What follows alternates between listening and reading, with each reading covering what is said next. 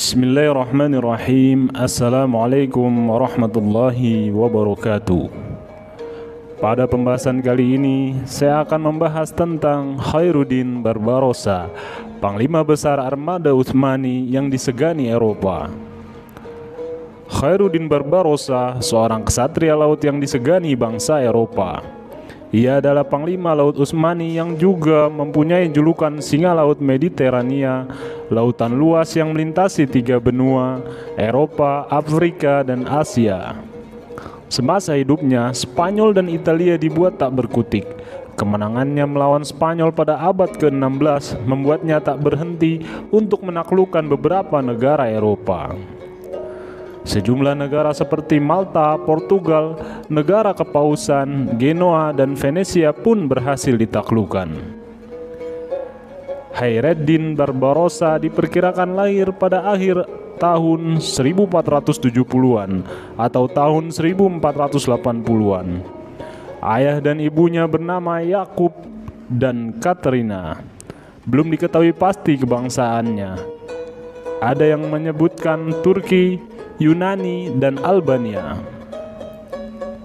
Ia memulai pelayaran ketika membantu usaha perdagangan tembikar milik sang ayah. Dengan kemampuannya sebagai penguasa laut, ia mampu memimpin ekspansi laut pasukan Utsmani. Pada tahun 1518, Khairuddin Barbarossa menjadi penguasa Aljazair menggantikan sang kakak, Aruj. Selanjutnya pada tahun 1520, pada masa pemerintahan Sultan Sulaiman yang Agung, Utsmani membantu Aljazair dari serbuan pasukan Spanyol. Khairuddin Barbarossa pun menawarkan Sultan Sulaiman yang Agung untuk memanfaatkan pasukan armada lautnya sebagai ucapan terima kasih. Barbarossa menawarkan Sulaiman penggunaan armada lautnya. Khairuddin Barbarossa memimpin sejumlah penaklukan Utsmani ke berbagai kawasan yang merupakan pulau-pulau yang dikuasai oleh bangsa Kristen. Pulau Rhodes. Pada tahun 1522, Khairuddin Barbarossa membantu Utsmani menaklukkan Pulau Rhodes yang menjadi benteng ksatria St. John. Prajurit perang salib atas keberhasilannya, ia pun dilantik sebagai gubernur Rhodes. Kota-kota Mediterania.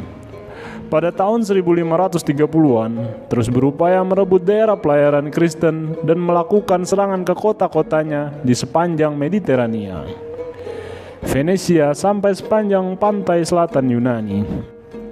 Pada tahun 1934, pasukan Khairuddin Barbarossa telah sampai di Sungai Tiber, Italia.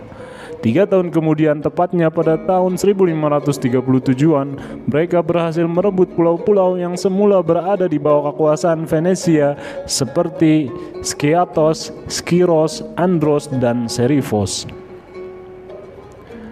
Pertempuran Preveza.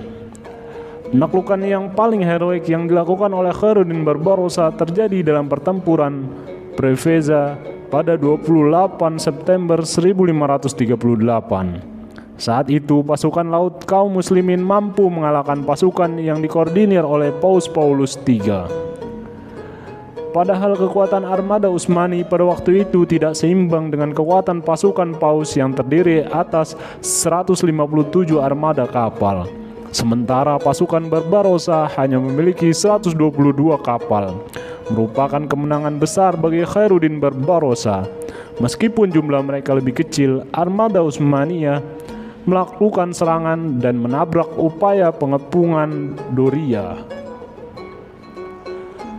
Pada pertempuran tersebut, sebanyak 10 kapal berhasil ditenggelamkan, 36 kapal ditangkap, dan 3 kapal dibakar. Selain itu, sebanyak 3.000 orang ditangkap. Saat itu, Utsmani tidak kehilangan 1 kapal pun, 800 orang terluka, dan 400 orang gugur. Kemenangan di Preveza mengantarkan Khairuddin Barbarossa pada puncak karirnya sebagai Panglima Laut Utsmani.